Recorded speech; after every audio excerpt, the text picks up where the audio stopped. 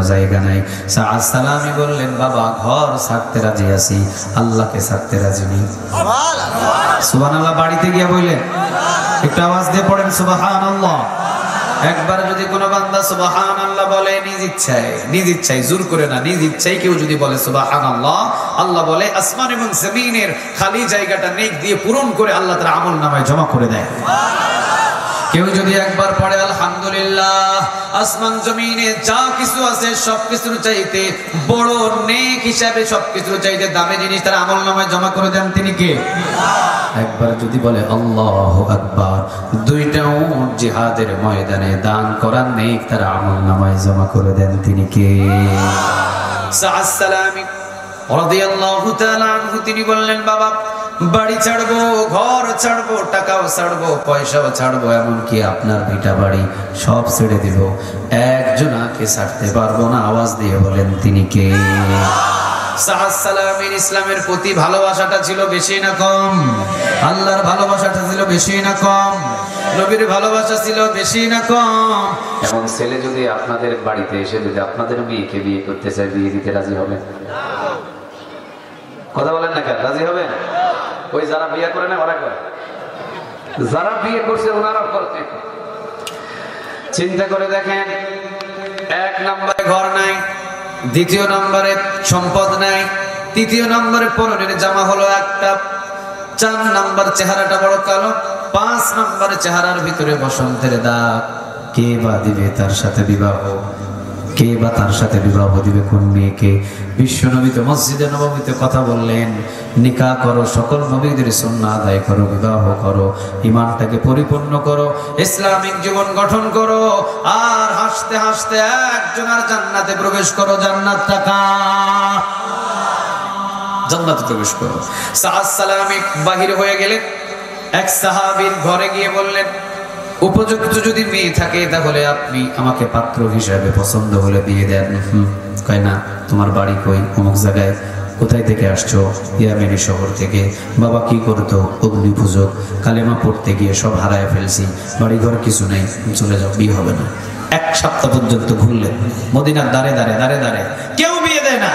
বিশ্বনবীর কাছে গিয়ে মসজিদে নববীর সামনে, রাসূলের সামনে, ভরপুর সাহাবীর সামনে গিয়ে বললেন, ইয়া রাসূলুল্লাহ, 1 সপ্তাহ পর্যন্ত আমি সাআদ সালামি এই মদিনার দাঁড়ে দাঁড়ে ঘুরেছি, আপনি বলেছেন সকল নবীদের সুন্নাহ বিবাহ করো, বিবাহ করে ঈমান পরিপূর্ণ করো, ঈমান পরিপূর্ণ করে হাসতে হাসতে জান্নাতে প্রবেশ করো। 1 সপ্তাহ ঘুরেছি, আমার সাথে কেউ বিবাহ দিতে রাজি হয় না। আমার বয়সটা একটু বেশি, বয়স একটু বেশি, চেহারাটা হলো কালো, বসন্তের ঘষা চেহারার ভিতরে একটু দাগ, ঈমান আনতে গিয়ে সব হারিয়ে ফেলেছি নবী, এই জন্য কেউ আমার সাথে বিবাহ দেয় না। বিশ্বনবী বললেন, সাআদ রে, চিন্তা করো না, আমি বিশ্বনবী বলে দিলাম, মসজিদের এই মদিনার সব চাইতে সুন্দরী 1 নাম্বার সুন্দরী বিয়ের সাথেই তোমার বিবাহর বন্দোবস্ত হয়ে যাবে, এবং আজই হবে। সুবহানাল্লাহ। বাড়ি থেকে বলে বিবাহ হবে তো হবে। তুমি কি মনে করো তোমার বয়স বেশি, তোমার চেহারা কালো, তোমার চেহারার ভিতরে বসন্তের দাগ? কোনো ম্যাটার নাই, এটা কোনো দরকার নাই, এটা দেখারই কোনো প্রয়োজন নাই। এই মদিনার সবচেয়ে ধনাঢ্য ব্যক্তি আনসারী সাহাবী সবচেয়ে সুন্দর মেয়ের সাথে তোমার বিবাহ হবে। সাআদ সালামি রাদিয়াল্লাহু তাআলা আনহু একটু খুশি হয়ে গেলেন। বিশ্বনবীজি বললেন, সাআদ রে, কোনো চিন্তার কারণ নাই, তুমি ইসলামের প্রতি যেইভাবে আহ্বান দেখিয়েছ, সকল নবীর সুন্নাহ পালন করার জন্য তুমি যেইভাবে দৌড়াদৌড়ি শুরু করেছো, শুধু তাই নয়, তুমি ইসলাম আনতে গিয়ে সবকিছু হারিয়ে ফেলেছো। তোমার ঈমানটা বড় দামি ঈমান, সাধারণ মানুষের মতো তোমার ঈমানটা তেমন কম দামি নয়, অনেক দামি ঈমান। সাআদ, আমি বিশ্বনবী বললাম, ঘর থাকার দরকার নাই, বাড়ি থাকার দরকার নাই, চেহারা সুন্দর হওয়ার দরকার নাই, চেহারার ভিতরে বসন্তের দাগ আছে, এটারও কোনো প্রয়োজন নাই, এমনকি তোমার বয়সটাও বেশি, এটারও কোনো প্রয়োজন নাই। আমি বিশ্বনবী বলে দিলাম, সবচাইতে সুন্দরী মদিনার নারীর সাথে তোমার বিবাহের ব্যবস্থা হবে। সুবহানাল্লাহ। বিশ্বনবী বললেন, এ বলো তো দেখি কোন সাহাবীর সুন্দরী মেয়ে আছে? একজন বললেন, নবী, আমার চাচাতো ভাই উপযুক্ত একটা মেয়ে মদিনার ভিতরে সবচাইতে সুন্দরী আনসারী সাহাবী, অনেক ধনভাণ্ডার আছে তার, অনেক ধনী মানুষ। বিশ্বনবী বললেন যাও আমি বলে দিলাম সাদ তার কাছে গিয়ে বলো বিশ্বনবী আমাকে পাঠিয়েছেন আপনার মেয়ের সাথে আমার বিয়ে। সুবহানাল্লাহ বলেন। সাদ বললেন নবী, সাদ সালামি বললেন নবী আপনি আমাকে বললেন আর আমি যদি যাই, আমি যাওয়ার পরে যদি আমি তাকে বলি যে বিশ্বনবী আমাকে পাঠিয়েছেন, সে বিশ্বাস নাও করতে পারে। এই জন্য লিখিতভাবে চামড়ার উপরে লিখে দেন আপনার পক্ষ থেকে বিয়ের পত্র আনসারী সাহাবী তোমার মেয়ের জন্য আমি বিশ্বনবী সাদ সালামীকে পাত্র হিসাবে তোমার দরবারে পাঠালাম। সুবহানাল্লাহ বলেন। ঘটক আমি মুহাম্মদ সাল্লাল্লাহু আলাইহি ওয়াসাল্লাম, তোমার মেয়ের বিবাহের ঘটক আমি মুহাম্মদ রাসূলুল্লাহ সাল্লাল্লাহু আলাইহি ওয়াসাল্লাম। চিৎকার দিয়ে পড়েন আল্লাহু আকবার। আচ্ছা আপনার মেয়ের ঘটক যদি বিশ্বনবী হয় আপনি খুশি না বেজার?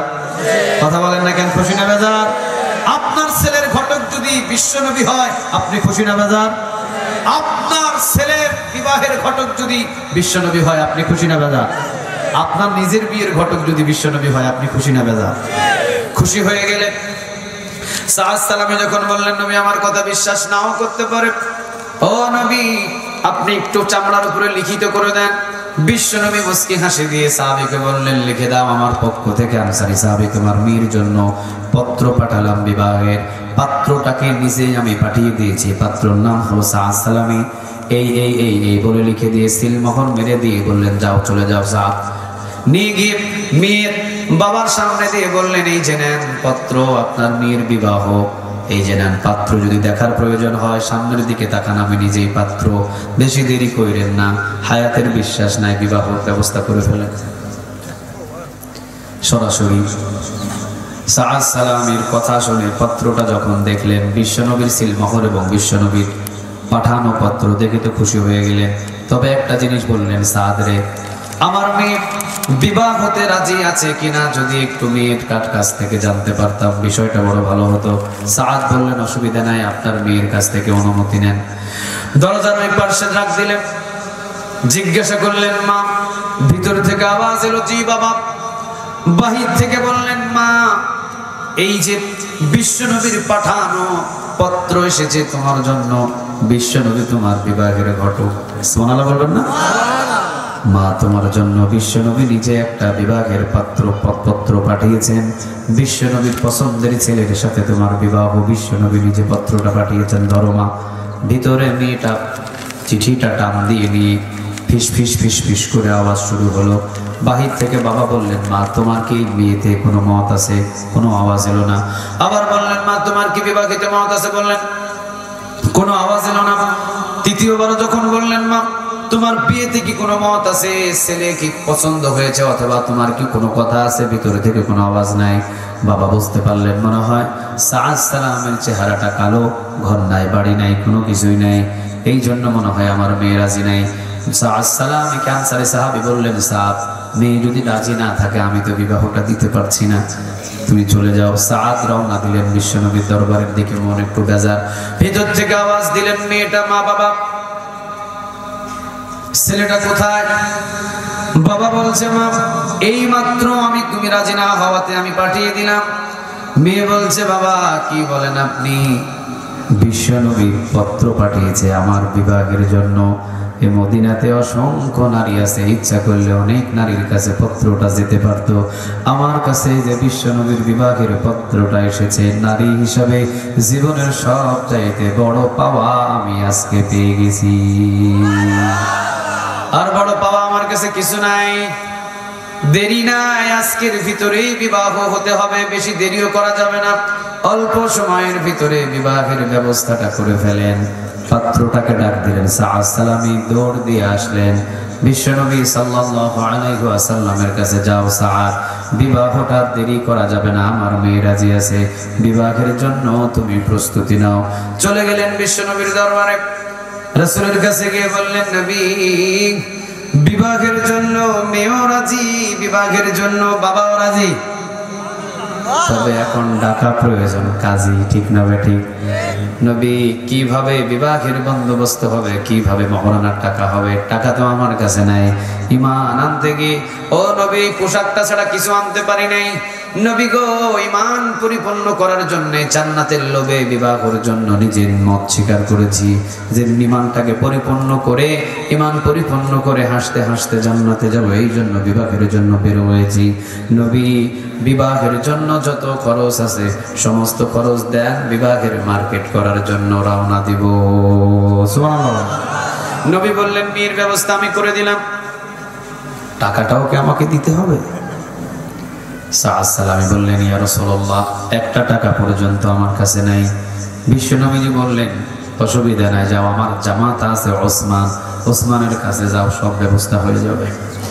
ওসমান রাদিয়াল্লাহু তাআলা আনহুর কাছে যেতেই ওসমান রাদিয়াল্লাহু তাআলা আনহু তিনি মুস্কি একটা হাসি দিয়ে ওসমান রাদিয়াল্লাহু তাআলা আনহু তিনি বললেন সাদ রে সুখবর, তোমার বিবাহের দিন খুব সামনে, আহলানা সাহলান এসেছো, আমি বুঝতে পেরেছি মহরানার টাকাটা লাগবে।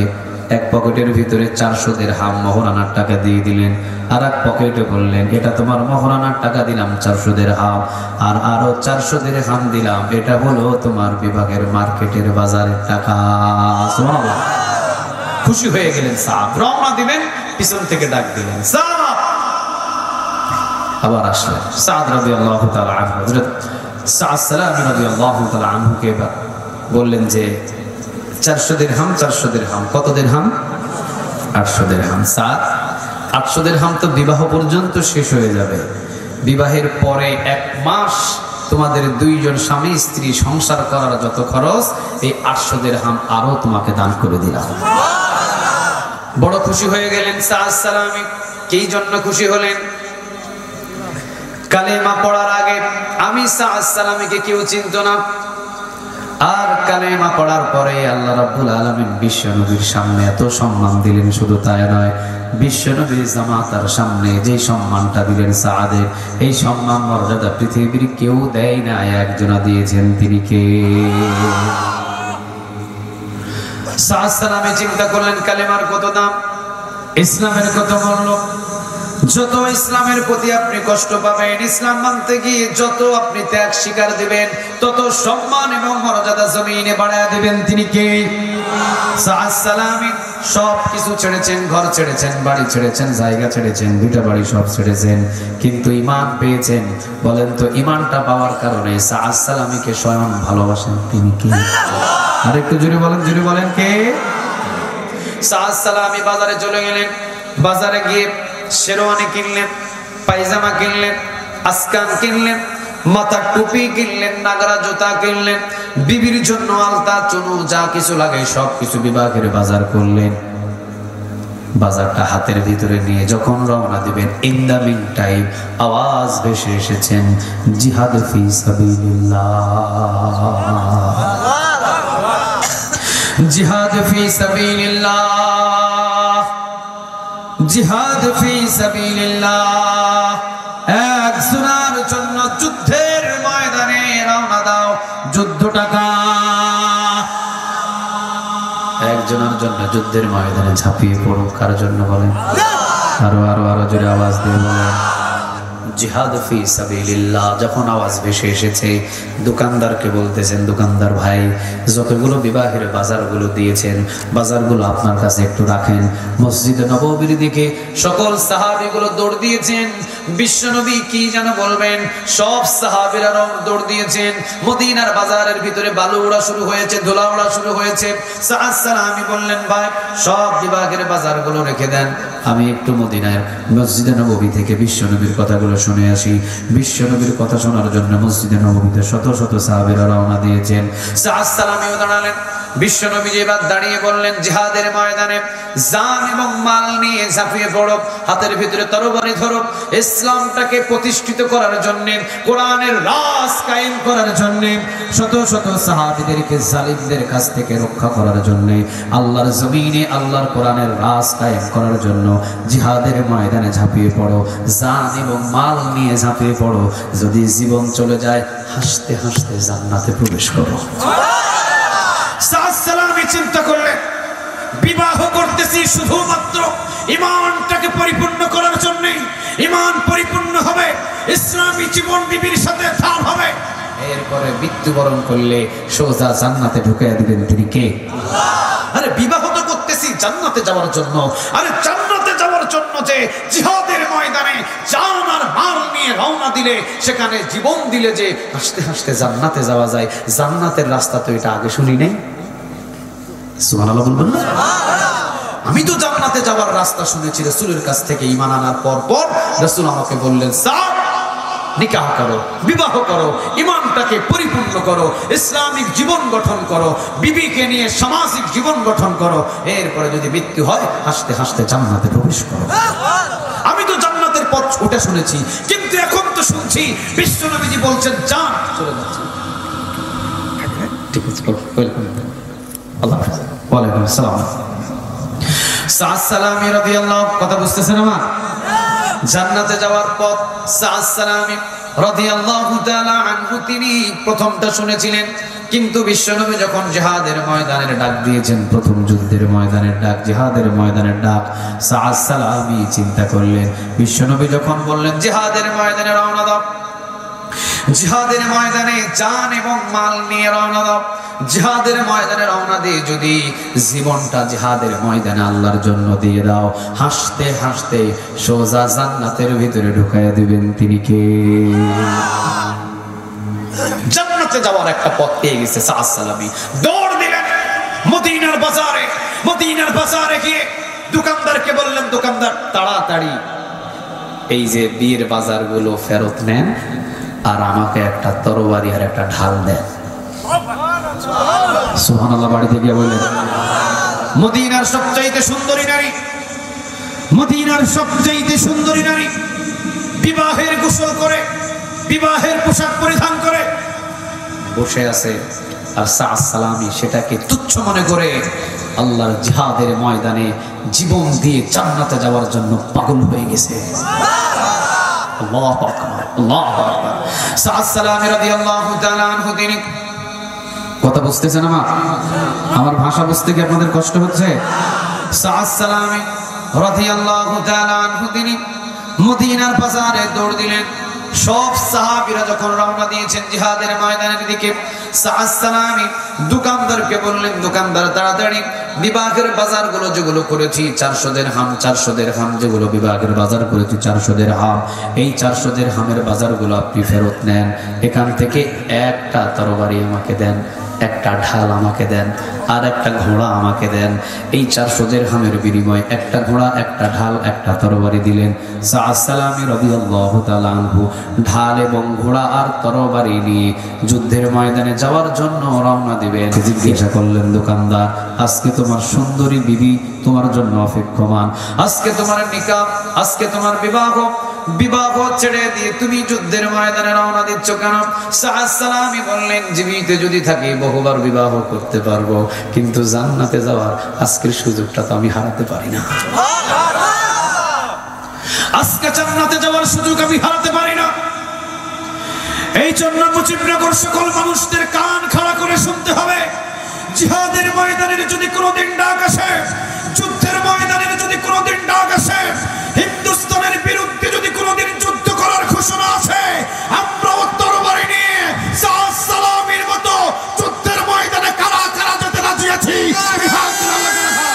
তাকবীর, নারে তাকবীর, আল কোরআনের আলো, সংসদে চলে, আমার নেতা তোমার নেতা, আমার নেতা তোমার নেতা, ইসলামের শত্রুরা, লিল্লাহে তাকবীর। বিপ্লব মানে জীবন দেয়া বসে থাকা না, সে কোনদিন আসবে না রে করো যদি ভয়। ঠিক না বেঠে? বিপ্লব মানে জীবন দেয়া বসে থাকা নয়, সে কোনদিন আসবে না রে করো যদি ভয়। বিপ্লব মানে জীবন দেয়া বসে থাকা নয়, সে কোনোদিন আসবে না রে করো যদি ভয়।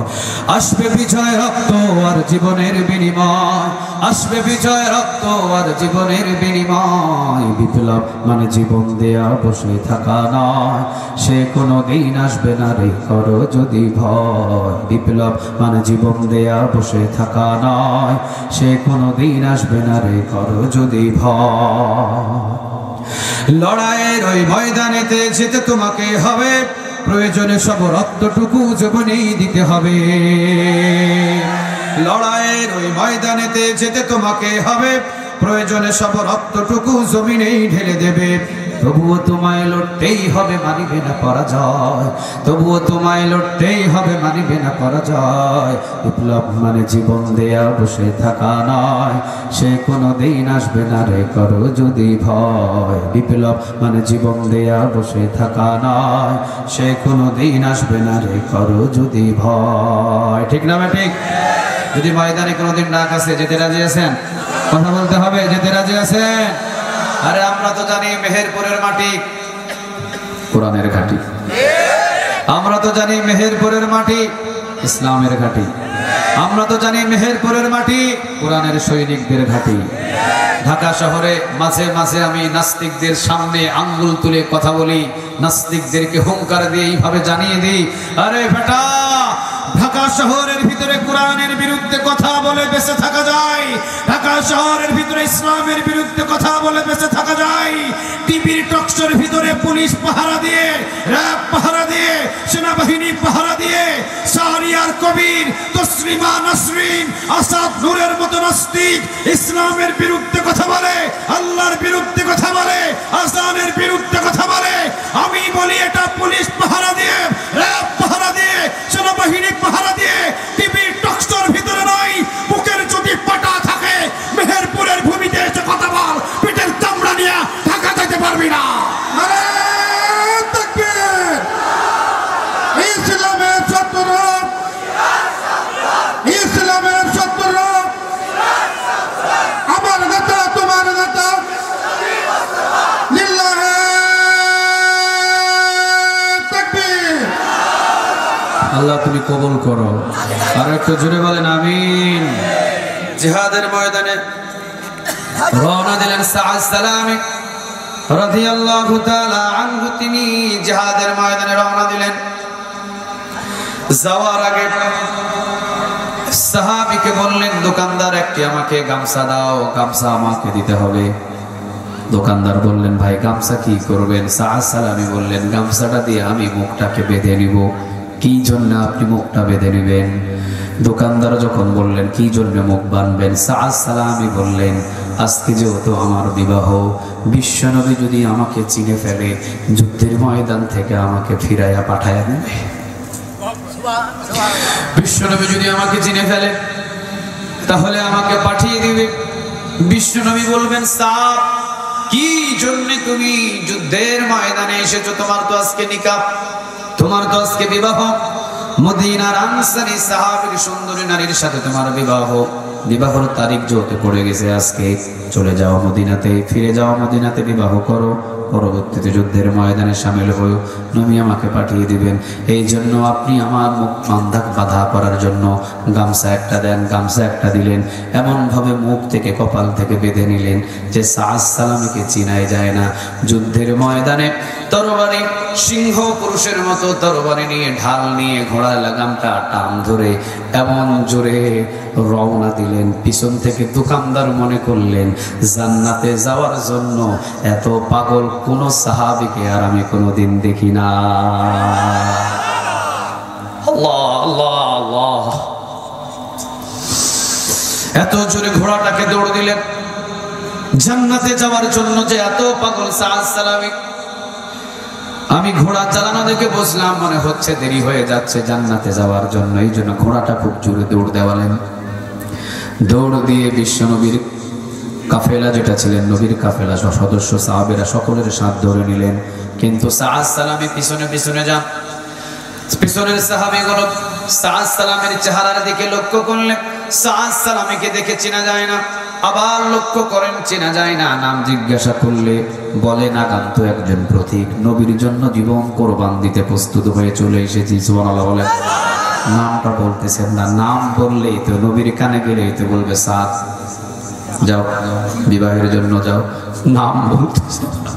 চিন্তা করে দেখেন কতটা পাগল। ইসলাম কালিমার পতাকা এমনি এমনি পথ পথ পথ পথ করে ওড়ে নাই। হাজার হাজার লক্ষ লক্ষ সাহাবীদের জীবনের বিনিময়ে কালিমার পতাকা পথ পথ করে জমিনে উড়ায়া দিয়েছেন তিনি কে? সাদ সালামী নিজের পরিচয় গোপন রেখে বললেন, আগন্তুক একজন প্রতীক, বিশ্ব নবীর জন্য জীবন কোরবান দিতে রওনা দিয়েছি। চেহারাটা গোপন রেখে রওনা দিলেন যুদ্ধের ময়দানে। হাজার হাজার কাফেরকে জাহান্নামের দিকে পাঠিয়ে দিয়ে যুদ্ধ করতে করতে সাদ সালামী নিজেও শাহাদাত বরণ করলেন। শাহাদাত বরণ করলেন সাদ সালামী। বিশ্বনবী যুদ্ধ শেষ, বিজয় ফিরে এলেন নবীর হাতে। নবী বললেন, কয়জন সাহাবী দুনিয়া থেকে বিদায়? ও নবী, এই কয়জন বিদায়? সবার লাশগুলো একত্রিত করো। সব সাহাবীদের লাশগুলো একত্রিত করলেন। একজন সাহাবী দৌড় দিয়ে এসে বললেন, ইয়া রাসূলুল্লাহ, পাহাড়ের কিনারায় একজনের লাশ পড়ে আছে, চিনতে পারতেছি না আসলে সে আমাদের কেউ কিনা, আমাদের কোনো সাহাবী কিনা। মুখ বাঁধা, মাথা বাঁধা। বিশ্বনবী বললেন যে চলো আমি নিজে তাকে দেখি। বিশ্বনবীর কাছে গিয়ে যখন টানা টানা চোখ দুইটা রাসূল টানা টানা যখন চোখ দুইটা রাসূল দেখতে পেয়েছেন, রাসূল বুঝে গেছে রাসূলের চোখ তো আমাদের মতো চোখ নয়। রাসূল চোখ বন্ধ করলে রাসূল স্বয়ং একজন আর সাথে দিদারে বসতেন, তিনি কে? রাসূলের চোখ এবং আমাদের চোখ তো এক চোখ নয়। চোখ দেখাকালীনই বুঝে ফেললেন। মুখটা যখন গামছা টান দিলেন, রাসূল এত জোরে সাদ সালামীকে বুকের সাথে জড়িয়ে নিয়ে এত জোরে একটা চাপ দিলেন, বিশ্বনবীর বুকের ভিতরে ছোট বাচ্চা যেইভাবে জায়গা পায় ঠিক ওইভাবে সাদের পুরা মাথাটাকে, রক্ত মাখানো মাথাটাকে রাসূলের জামার সাথে নিয়ে চাপ দিয়ে ধরে সাদ বলে চিৎকার দিয়ে সাদের মাথার উপরে রাসূলের দাড়ি ভিজে ভিজে পানিগুলো পড়ছে। হাও মাও করে রাসূল কান্না করলেন। পাশে থেকে কয়েকজন সাহাবী চিৎকার দিয়ে বললেন, আহারে সাদ, তোর জায়গায় যদি আজকে আমরা হতাম, নবীর বুকের ভিতরে জায়গা পাইতাম। নবীর বুকের ভিতরে জায়গা পাওয়া মানে একজন আর জান্নাতে জায়গা পাওয়া। জান্নাতটা কার? এই সাদ বাড়ির মালিক হলি না, গাড়ির মালিক হলি না। এই সাদ দুনিয়াতে কোনো সম্পদের মালিক হলি না, কিন্তু নবী আর আল্লাহর মালিক হয়ে গেলি। দুইজন দামি দামি দামি দামি দামি, এক রব আর একজন নবীর মালিক হয়ে গেলি রে সাদ। বিশ্বনবী বুকের ভিতরে জড়িয়ে ধরে দীর্ঘ সময় পর্যন্ত কান্না করলেন। কান্না করে সাহাবীদেরকে বললেন, আমার সাদের লাশটা নিয়ে যাও। নিয়ে যাওয়ার সময় নবী বললেন, খবরদার, সাদের লাশ নিয়ে যাওয়ার সময় কোনো বেয়াদবি করো না, কারণ তার ঈমানটা বড় দামি ঈমান। তার ত্যাগ কিন্তু বড় বড় ত্যাগ। যাও, সাবধানে নিয়ে যাও। নিয়ে রাখলেন। বিশ্বনবী কয়েকজন সাহাবী শাহাদাত বরণ করেছেন, কিন্তু সাদ সালামীর চেহারার দিকে তাকিয়ে আছেন, ধ্যান ধরে তাকিয়ে আছেন। রাসূলের চোখ বেয়ে বেয়ে টপ টপ করে জামাতে পানি পড়ছে। কিছুক্ষণ পরে বিশ্বনবী মুস্কি একটা হাসি দিলেন। কি দিলেন? কথা বলেন, কথা বলেন, কি দিলেন? বিশ্বনবী একটা মুস্কি হাসি দিলেন। মুস্কি হাসি দেওয়ার পরে কিছুক্ষণ পর্যন্ত হাসতে হাসতে হাসতে হাসতে নবীর একটু দাঁত সামনের গুলো একটু দেখা গেল। সাহাবীরা তো নবীর চেহারার দিকে তাকিয়ে আছেন। কিরে, নবী এতক্ষণ পর্যন্ত হাওমাও করে কান্না করলেন, সাদ সালামের চেহারার দিকে তাকিয়ে থাকলেন। একটু পরে দেখলাম নবী হাসা শুরু করলেন। হাসতেছে হাসতেছে নবী হাসতে হাসতে হাসতে হাসতে একটু পরে চেহারাটা, মুখটা নিচের দিকে নিয়ে গেলেন। নিচের দিকে নেওয়ার পরে বিশ্বনবীর পুরো শরীরটা আলাদা অন্যদিকে ফিরিয়ে দিলেন, অন্যদিকে তাকিয়ে রইলেন। সাহাবীরা জিজ্ঞাসা করলেন, নবী, সাদ সালামীর লাশ দেখার পরে তিনটা রূপ আমি দেখেছি আপনার। আমরা তিনটা রূপ দেখলাম। নাম্বার 1, ও নবী, তিনটা রূপ দেখেছি। প্রথম নাম্বার হলো আপনি সাআদকে দেখে হাও মাও করে কেঁদে বুকের ভিতরে রক্ত মাখানো মাথাটা নিয়ে হাও মাও করে কেঁদেছেন। দ্বিতীয় নম্বর, সাআদকে কবরস্থানে, সাআদকে কবরের ভিতরে নামানোর আগে, লাইনে রাখার আগে, জানাজার নামাজের আগে সাআদের দিকে এক নজরে খুব করুণ দৃশ্য দিয়ে তাকিয়েছিলেন। তাকিয়ে থাকার পরে একটু মুস্কি হাসি দিলেন। এই হাসিটা একবার দুইবার নয়, কয়েকবার আপনি তাকালেন আর হাসলেন। হাসতে হাসতে হাসতে হাসতে এমন কি হলো, দ্বিতীয় নম্বর হাসলো। তৃতীয় নম্বরে দেখতে পেলাম আপনি চেহারাটাকে নিচের দিকে নিয়ে অন্য দিকে ফিরিয়ে নিলেন। নবী, এই তিনটা দৃশ্য আপনি কি জন্য করলেন, আমরা কি জানতে পারি? বিশ্বনবী বললেন, কেন তোমরা জানতে পারবে না? আমি সাআদ সালামীর লাশটা ধরে কান্না করেছি এই জন্যই, কারণ সাআদ সালামী রাদিয়াল্লাহু তাআলা আনহুর আজকে মদিনার সবচেয়ে সুন্দরী মেয়ের সাথে বিবাহ। আমি চিনে ফেলবো, আমি তাকে চিনে ফেলবো।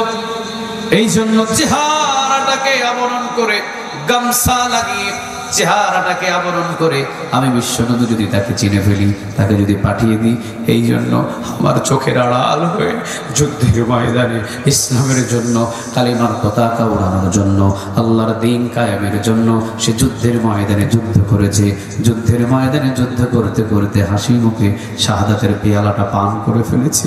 আমি চিন্তা করলাম, আরে সাদ, এই সাদ, মদিনার সুন্দরী নারী পর্যন্ত তোকে ধোঁকা দিতে পারে নাই, মদিনার সুন্দরী নারী পর্যন্ত তোকে আল্লাহর দ্বীন কায়েমে প্রতিষ্ঠিত জিহাদের ময়দান থেকে ফেরাতে পারে নাই।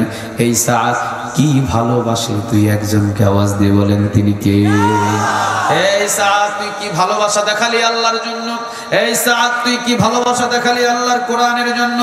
এই সাআদ, তুই কি ভালোবাসা দেখালি এই কোরআনের রাজ কায়েমের জন্য? এই সাআদ, যেভাবে তুই জীবন দিলি, সাআদ রে, তোর বাড়ি নাই, তোর ঘর নাই, তোর সম্পদ নাই, কিন্তু বিশ্বনবীর জবান দিয়ে তোর যে ভালোবাসা বাহির হয়েছে, কিয়ামত পর্যন্ত আমার উম্মতগুলো তোর কথা শুনবে আর চোখের পানি ফেলে ফেলে কাঁদবে। এই সাআদ, কত সম্মান পেলি তুই। মদিনার সুন্দরী নারীকে তুই ভুলে গেলি। মদিনার সুন্দরী নারী আল্লাহর জিহাদ থেকে তোকে ফেরাতে পারে নাই। এই সাআদ, মদিনার সবচেয়ে সুন্দরী নারী তোর জন্য বিবাহের পোশাক পরে পরিধান করে বসে আছে, আর তোকে ফেরাতে পারে নাই। আল্লাহর ভালোবাসাই ছিল তোর কাছে নাম্বার ওয়ান, এক নম্বর ভালোবাসা। যুদ্ধের ময়দানে এসেছিস, মুফাসসিরিন কেরাম বলেন 92টা সামনে আঘাত ছিল, 92টা শরীরের ভিতরে আঘাত ছিল। আল্লাহু আকবার, আল্লাহু আকবার। শরীরের ভিতরে 92টা আঘাত ছিল। বিশ্বনবী চিন্তা করলেন, অনেক সাহাবীর শরীরে 2টা আঘাত, ইন্তেকাল। অনেক সাহাবীর শরীরে 3টা আঘাত, ইন্তেকাল। অনেক সাহাবীর শরীরে 4টা আঘাত, ইন্তেকাল। কিন্তু আমার সাআদের শরীরে 92টা আঘাতের পর তার ইন্তেকাল হয়েছে। না জানি আঘাতের পরেও যুদ্ধের ময়দানে একজনের জন্য যুদ্ধ লড়ে গেছেন, তিনি কে? সাআদ সালামী রাদিয়াল্লাহু তাআলা আনহু। এই যে সুন্দরী নারী ফেলে রেখে যুদ্ধের ময়দানে এসে যুদ্ধ করেছে, আমি বড় কষ্ট পেলাম। আহারে সাআদ, বিবাহের জন্য 1 সপ্তাহ ঘোরাঘুরি করলি, বিবাহ করে ঈমান পরিপূর্ণ করবি। যে ঈমান আনতে গিয়ে তুই তোর বাবাকে হারালি, যে ঈমান আনতে গিয়ে তুই তোর মাকে হারালি, যে ঈমান আনতে গিয়ে তুই পুরানো কাপড় পরিধান করলি, যে ঈমান আনতে গিয়ে তুই মসজিদে নববীর কর্নারে ঘর বানালি, যে ঈমান আনতে গিয়ে তুই খেজুর বাগানে গড়াগড়ি করলি, যে ঈমান আনার জন্য তুই বালুর উপরে নিজের ঘর বিছানা বানালি। এই সাআদ, শান্তির জন্য, নিকাহ করার জন্য, ঈমান পরিপূর্ণ করার জন্য নিকাহের ব্যবস্থাও আমি বিশ্বনবী করে দিলাম। কিন্তু সাআদ রে, বিবাহের জন্য মার্কেটের টাকা দিয়ে বিবাহের পোশাক না কিনে তরবারি, ঘোড়া আর ঢাল কিনে তুই যুদ্ধের ময়দানে এসে প্রমাণ করে দিলি সুন্দরী নারীর চাইতে 1000 কোটি লক্ষ ভালোবাসা কলিজায় বেশি থাকা দরকার কার? আমি বিশ্বনবী আল্লাহর প্রতি ভালোবাসা, এই সাআদের আল্লাহর প্রতি ভালোবাসা দেখে আমি হাও হাও করে কেঁদে উঠেছি। যে সুন্দরী নারী বিবাহের পর বাসর রাতের যে একটা ভালোবাসা, এই বাসর রাতের একটা যুবকের যে একটা আকাঙ্ক্ষা, এই আকাঙ্ক্ষা যুবককে যেভাবে আকাঙ্ক্ষা দেখায়, সালামি সেটাকে ধোকা দিয়ে সেটাকে পিছনে ফেলে আল্লাহর ভালোবাসায় জিহাদের ময়দানে এসে জীবন দিয়ে বুঝিয়ে দিয়েছে দুনিয়ার ভালোবাসার চাইতে আমার আল্লাহর ভালোবাসা সব থেকে বড়। ঠিক না? আমার সব কিছু ফেলে রেখে সে যুদ্ধের ময়দানে ঢুকে পড়ে ৯২টা আঘাত শরীরের ভিতরে নিয়ে যুদ্ধের ময়দানে কাফেরের বিরুদ্ধে যুদ্ধ করে বুঝিয়ে দিয়েছে ইসলামের জন্য, কোরআনের রাজ কায়েমের জন্য ভবিষ্যতে এইভাবেই জীবন দিতে হয়। ঠিক না ঠিক? এভাবেই জীবন দিতে হয়। আমি খুব কান্না করলাম, আরে সাদ, কোন সুন্দরী নারী তোমাকে ধরে রাখতে পারলো না, এই জন্য তুমি এসে এমনকি মুখের ভিতরে গামছা লাগালা, আমি বিশ্বনবী যাতে তোমাকে চিনতে না পারি গোপন ভাবে যুদ্ধের ময়দানে ঢুকে পড়লা, যুদ্ধ করলা, আল্লাহকে খুশি করলা, আমি বিশ্বনবী বড় কষ্ট পেলাম। আরে সাদ, তোমাকে তো আসার কোনো প্রয়োজন ছিল না, আমি বিশ্বনবী বড় কষ্ট পেলাম, বড় কান্না করলাম সাহাবীরা। এই জন্য আমি সাদের লাশের দিকে তাকিয়ে আমি শুধু তাকেই দেখছি, সাদ রে তোর কলিজার ভিতরে কেমনে এত সুন্দরী নারীর ভালোবাসা ফালাইয়া দিয়া তুই আল্লাহর ভালোবাসা ঢুকালি। আমি বিশ্বনবী এটাই চিন্তা করছিলাম তার দিকে তাকিয়ে। এবার সাহাবেরা বলছেন, নবী কান্নার বিষয়টা বুঝতে পারলাম, হাসির বিষয়টা আপনার কি ছিল নবী? বিশ্বনবী বললেন হাসির বিষয়টা ছিল হলো আমি যখন সাদের লাশটা দেখে আমি যখন চিন্তিত করলাম, আরে সাদ, সুন্দরী নারী পর্যন্ত তোকে ধরে রাখতে পারলো না আল্লাহর ভালোবাসায়। কিছুক্ষণ পরে আমি শুনতে পেলাম আসমানের দরজা ঠাস করে খুলে গেছে, একটু পরে দেখতে পেলাম ৭২টা হুর আল্লাহ আমার সাদ সালামের লাশের পাশে পাঠিয়ে দিছে। একটা দুইটা হুর নয়, একটা দুইটা হুর নয়, এই মৃত্যুর পর অন্ধকার কবরের ভিতরে হাজার হাজার বছর থাকতে হবে, এরপরে কিয়ামতের ময়দানে হিসাব নিকাশ হবে। কিয়ামতের ময়দানে যদি ডান হাতে আমলনামা পাও, জান্নাতের ভিতরে প্রবেশ করানো হবে। হয়তো জান্নাতের ভিতরে প্রবেশ করানোর পর হুরদের সাথে আপনার মোলাকাত হবে, কিন্তু সাদ সালামি দাফনই হয় নাই। জান্নাতের ৭২টা হুর উপর থেকে পাঠায়া দিয়েছেন তিনি কে? ইতিহাস সাক্ষী আছে, ইতিহাস সাক্ষী আছে, এ পর্যন্ত যারাই কোরআনের জন্য হাসি মুখে জীবন দিয়েছে, এ পর্যন্ত যারা ইসলামের জন্য হাসি মুখে জীবন দিয়েছে, জান্নাত দেখে দেখে তাদের মৃত্যু হয়েছে। এটা আমার কথা নয়, এই কথাটা কার? আরো জোরে বলেন কার? আল্লাহ রাব্বুল আলামিন সেই কথাটাই বলছেন, ইন্নাল্লাযীনা ক্বালু রাব্বুনাল্লাহ,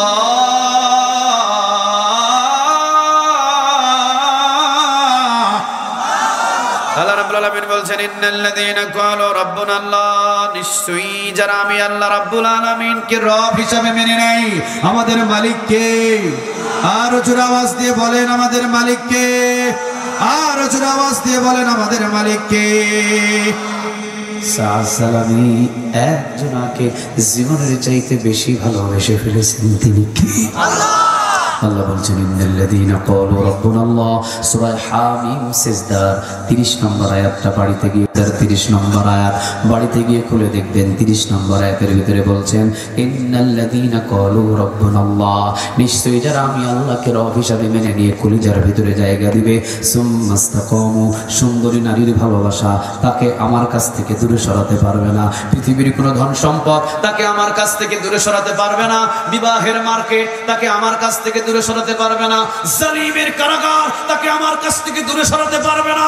পৃথিবীর কোনো শক্তি তারা আমার কাছ থেকে আল্লাহর কাছ থেকে দূরে সরাতে পারবে না।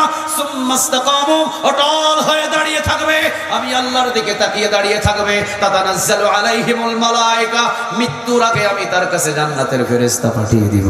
আল্লাহ তাখাফু, আল্লাহ বলেন, এই বান্দা, আমার এই ফেরেশতাকে বলেন, এই বান্দা যা আমার এই বান্দাটাকে বলে দে, আল্লাহ তাখাফু, আমি আল্লাহ বলছি বান্দার বিন্দু পরিমাণ কোনো ভয় নাই। ওয়ালা তাহজানু, ফেরেশতারা বলে দিচ্ছেন বান্দাকে, আল্লাহ বলেছেন তোমার কোনো ভয় নাই, তোমার কোনো চিন্তা নাই। 3 নম্বর, ওয়া আবশিরু বিল জান্নাহ, এই যে দেখো মৃত্যুর আগে আল্লাহ তোমার কাছে তোমার জান্নাতের ভিডিওটা পাঠিয়ে দিয়েছে। সূরা হামিম সিজদার 30 নম্বর আয়াত বাড়িতে গিয়ে খুলবেন।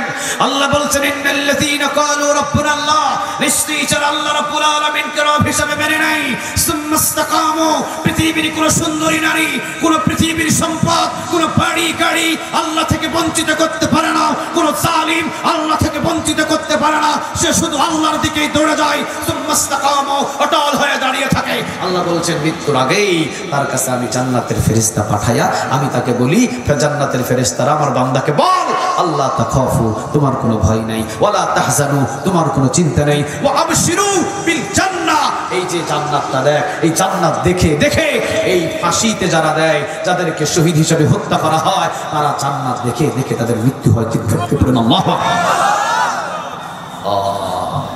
সাদ সালামি রাদিয়াল্লাহু তাআলা আনহুর জন্য শুধু জান্নাতের ভিডিও পাঠায় নাই, সুন্দরী নারীর ভালোবাসাটা তাকে ধোঁকা দিতে পারে নাই। ইন্নাল্লাযীনা ক্বালু রাব্বুনাল্লাহ, আল্লাহকে রব হিসেবে মেনে নিয়েছেন, সুম্মাস্তাকামু, সুন্দরী নারীর বিবাহ সাদ সালামিকে কখনো পিছনের দিকে নিয়ে যেতে পারে নাই। সুম্মাস্তাকামু, অটল হয়ে আল্লাহর ভালোবাসায় সাদ সালামি দাঁড়িয়েছিলেন। এই জন্য আল্লাহ শুধু জান্নাতের ফেরেশতা পাঠায় নাই, 72টা হুর পাঠায় দিয়েছেন। তিনি কে? আরো জোরে আওয়াজ দিয়ে বলেন, তিনি কে? 72টা হুর পাঠিয়ে দিয়েছেন। বিশ্বনবীজি যখন দেখলেন এই 72টা হুর এসে সাদ সালামিকে মুখের সাথে মুখ লাগিয়ে চুমা দেয়, ঠোঁটের সাথে ঠোঁট লাগিয়ে চুমা দেয়, গালের সাথে গাল লাগিয়ে চুমা দেয়, কপালের সাথে কপাল লাগিয়ে চুমা দেয়, কেউ পিঠে চুমা দেয়, 92 জায়গায় যতটা আঘাত হয়েছে 72টা হুর প্রতিটা জায়গায় চুমা দেয়। কারণ এই দাগগুলো তো পৃথিবীর কোন নারীর জন্য লাগে নাই, এই দাগগুলো একজনের ভালোবাসায় লেগেছে। ভালোবাসাটা কার? সাদ সালামি রাদিয়াল্লাহু তাআলা আনহু 72টা হুর আল্লাহ রাব্বুল আলামিন পাঠিয়ে দিয়েছেন। 72টা হুর যখন সাদ সালামিকে চুমা দেয়, কিস করে জড়িয়ে ধরে, তখন আমি আনন্দ পেলাম। আহারে সাদ সালামি, দেখ আল্লাহর কি লীলা খেলা, দুনিয়াতে একটা সুন্দরী নারী তুই ফেলে দিয়ে চলে গেলি, কিন্তু 72টা জান্নাতের হুর তোর জন্য পাঠায়া দিয়েছেন। তিনি কে? আল্লাহকে কি বান্দাকে ঠকায়? আর একটু জোরে বলেন, আল্লাহ কি বান্দাকে ঠকায়? কখনো? সূরা আন-নাহাল 41 নম্বর আয়াত বাড়িতে গিয়ে খুলবেন। সূরা আন-নাহাল 41 নম্বর আয়াত বাড়িতে গিয়ে খুলবেন। আল্লাহ রাব্বুল আলামিন বলেন, তোমরা যদি আমার জন্য হিজরত করো, তোমরা যদি আমার জন্য বাড়ি ছাড়ো, তোমরা যদি আমার জন্য ঘর ছাড়ো, তোমরা যদি আমার জন্য দেশ ছাড়ো, মনে রেখে দিও আমি আল্লাহ তোমাদের ঠকাবো না। তোমাদেরকে এমন একটা দেশের বাদশাহী দিয়ে দিব যে বাদশাহী পেয়ে তুমিও খুশি হবে, আবার আরশ থেকে খুশি হয়ে যাবেন। তিনি কে? আমার জন্য যদি ঘর ছেড়ে দাও, তোমাকে এমন একটা ঘর দান করব যেই ঘর সারা পৃথিবী বিক্রি করলেও কিনতে পাওয়া যায় না। বলেন, ঘরটা কার? আমার জন্য যদি এলাকা ছেড়ে দাও, আমি তোমাকে এমন একটা এলাকা দেব সারা পৃথিবী বিক্রি করলেও এলাকা খুঁজে পাবে না। আমার জন্য যদি কোনো চেয়ার ছেড়ে দাও, আমি তোমাকে এমন একটা চেয়ার দান করব যে চেয়ারটা সারা পৃথিবী বিক্রি করলেও কিনা সম্ভব। আরো জোরে বলেন, সম্ভব। সাদ সালামি রাদিয়াল্লাহু তাআলা আনহু সুন্দরী একজন নারী ছেড়েছেন, 72টা হুর তাকে দান করেছেন। কে? আল্লাহ। দাফন করার আগে রিসিভ করতেছে, সুবহানাল্লাহ বলবেন না? সাহাবীরা বললেন, নবী তাহলে আপনি সাদ সালামি, ও নবী, সাদ সালামির এই হুর দেখে মুস্কি মুস্কি হাসলেন, বুঝলাম, কিন্তু আপনি মাথাটা নিচু করে চেহারাটা ঘুরিয়ে নিলেন কেন? বিশ্বনবীজি বললেন, এই 72টা হুর এমন ভাবে সাদ সালামিকে জড়িয়ে ধরা শুরু করলো যে একজন আরেকজনের দেখা দেখি আরেকজন আরেকটু বেশি আদর করে, ওর দেখা দেখি আরেকজন আরেকটু বেশি করে, ওর দেখা দেখি আরেকজন আরেকটু বেশি করে। এই যে 72টা যখন বেশি বেশি করে শুরু করছে, একজন হুরের কাপড় একটু টাকনুর উপরে উঠে গেছে। আমি তো নবী মানুষ, আমার চোখে তো লজ্জা শরম অনেক বেশি, মাথাটা নিচুর দিকে করে চেহারাটা অন্যদিকে ফিরে নিলাম, আর সাদ সালামিকে জান্নাতের একটা নিয়ামতের খেলা দেখানো নিয়ে ব্যস্ত আছেন। তিনি কে? তাহলে আল্লাহ রাব্বুল আলামিন সূরা হামিম সিজদা 90 নম্বর আয়াতের, হামিম সিজদার 30 নম্বর আয়াতের ভিতরে কি বললেন? ইন্নাল্লাযীনা ক্বালু রাব্বুনাল্লাহ, এই মেহেরপুর এলাকার মানুষ ছেলের পাগল নয়, মেয়ের পাগল নয়, বিবির পাগল নয়, আত্মীয় স্বজনের পাগল নয়, সিএনজি ড্রাইভারের পাগল নয়, কোনো গাড়ির পাগল নয়, কোনো জমিনের পাগল নয়। আমি আল্লাহর জন্য পাগল হয়ে যা। সুম্মাস্তাকামু, অটল হয়ে থাক, অটল হয়ে দাঁড়িয়ে থাক। কোনো ভালোবাসা যেন তোকে কোনো পাপের দিকে না নিয়ে যায়, কোনো পৃথিবীর কোনো জুলুম যেন তোকে না মাথা নত করতে দেয়, পৃথিবীর কোনো শক্তি যেন আমি আল্লাহ কাছ থেকে তোকে দূরে সরিয়ে না নিয়ে যেতে পারে। সুম্মাস্তাকামু, অটল হয়ে যা। যদি অটল হয়ে দাঁড়িয়ে থাকিস, আমি আল্লাহি, আল্লাহর কসম, নিজে নিজে আল্লাহ বলছেন, আমি আল্লাহি, আল্লাহর কসম। আল্লাহ রাব্বুল আলামিন বলছেন, এই বান্দা শোন, সূরা হামিম সিজদার 30 নম্বর আয়াতটা পড়ে দেখ। তাতানাজ্জালু আলাইহিমুল মালাইকা, আমাকে রব হিসাবে মেনে নিয়ে তুই যে সুম্মাস্তাকামু, অটল হয়ে দাঁড়িয়েছিলি, ওই সেই সাআদ সালামের মতো সুন্দরী বিবি জিহাদের ময়দান থেকে ফেরাতে পারে নাই, সুন্দরী নারী জিহাদের ময়দান থেকে সরাতে পারে নাই। আমি আল্লাহর ভালোবাসায় সাআদ সালামে রওনা দিয়েছিলেন। এই জন্য আমি তাতানাজ্জালু আলাইহিমুল মালাইকা, জান্নাতের ফেরেশতা আমি তার কাছে আগে পাঠিয়েছিলাম।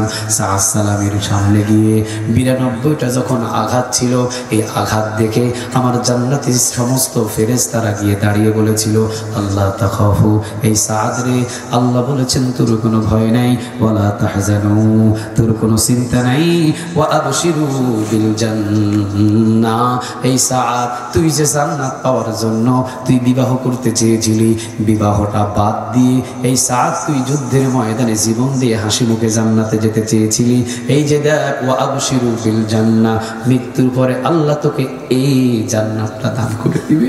সুবহানাল্লাহ।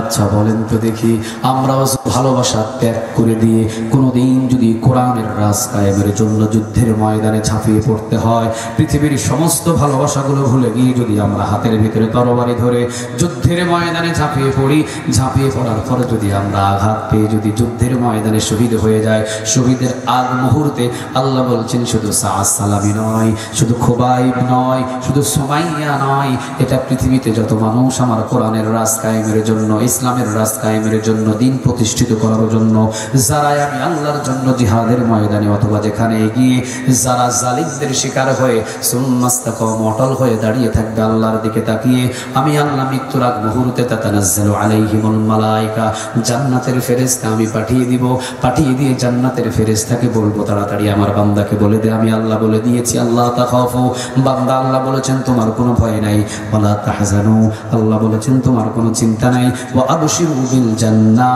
এই জান্নাতের ভিডিওটা তারা চোখের সামনে তুলে ধরে ফেরেশতারা বলবেন, এইটাই তোমার মৃত্যুর পরে আল্লাহ জান্নাতের ব্যবস্থা করে রেখে দিয়েছে। এখন মুফাসসিরিনে কেরাম বলছেন, ওই যে জান্নাতের ভিডিওটা যখন দেখবেন, ভিডিওটা দেখে একটা মুস্কি হাসি দিবে, ওই মুস্কি হাসির ভিতরেই রূহটাকে নিয়ে চলে যাবেন তিনি কে। ও বাবা, মৃত্যুর পরে কিন্তু মানুষদের চেহারা হবে দুই ধরনের, একটা হলো কালো কুসকুসে ভয়ানক চেহারা হবে, আরেকটা হবে জান্নাত দেখার পরে মুস্কি হাসির চেহারা। মুস্কি হাসির যদি চেহারা হয় বুঝে নেবেন লোকটা নিশ্চয়ই জান্নাত দেখে মারা গেছে, আর যদি চেহারার ভিতরে ভীত হয়ে যায়, চেহারা যদি কালো কুসকুসে হয়ে যায়, মনে করবেন জাহান্নামের নমুনা দেখতে পেয়েছে। ঠিক না ঠিক? আল্লাহ যেন আমাদের সবাইকে সূরা হামিম সিজদার 30 নম্বর আয়াত অনুযায়ী আল্লাহকে রব হিসেবে মেনে নিয়ে সুম্মাস্তাকামু, জিহাদের ময়দানে অথবা যেখানেই যায় আল্লাহকে রব হিসেবে মেনে নিয়ে হাসি মুখে যেন জীবন দিয়ে জান্নাত দেখে আমাদের প্রত্যেককে মৃত্যু দান করে। বলেন আমিন। আর একটু জোরে বলেন আমিন।